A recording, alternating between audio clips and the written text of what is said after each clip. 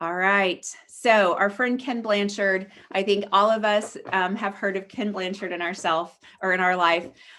He is, an iconic educator, leadership educator. And one of his great quotes is the key to successful leadership is influence, not authority.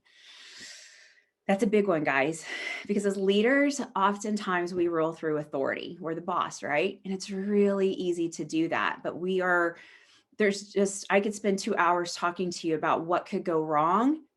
Not that we want to talk about what could go wrong, but truly what could go wrong when you lead by authority, because it really shuts down truth and communication and ideas and innovation. And so today we want to talk about influence, because that opens up truth telling. It opens up conversations. It opens up the ideas and collaboration, right? But when you're telling people stuff, none of that's there because it's all push. There's no pull of information. And so let's think back very briefly to 2020, right? Tough year. No one on this call could probably say anything other than that.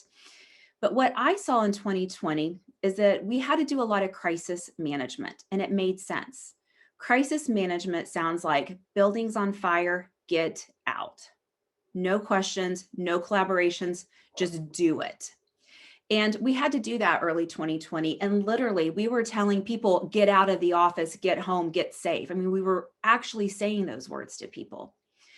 But what happened is we stayed in crisis management. Many of us did, because we stayed in this constant state of fear of the unknown.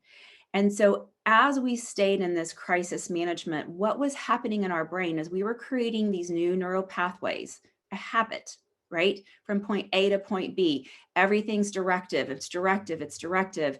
And it came from our own personal fear, our own personal styles. But unfortunately, I saw people who were never directive leaders become highly directive leaders by the end of the year because of their habits. So if you're on this call and you're willing to do a little admit about some of your 2020 stress or 2020 fear, do you think you were probably more directive than you needed to be in some situations because of that fear? And maybe you created some habits around being highly directive. So if that could be you, even a smidge, put yes in the comments, because come on, guys, I know I am part of that.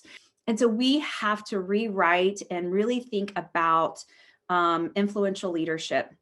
And it's important to think about it because it's really the way of the future. When you think about how we're going to lead now and how we're going to lead as we go on, directive leadership worked in the Industrial Revolution. It doesn't work in today's times, and we have to be influencers.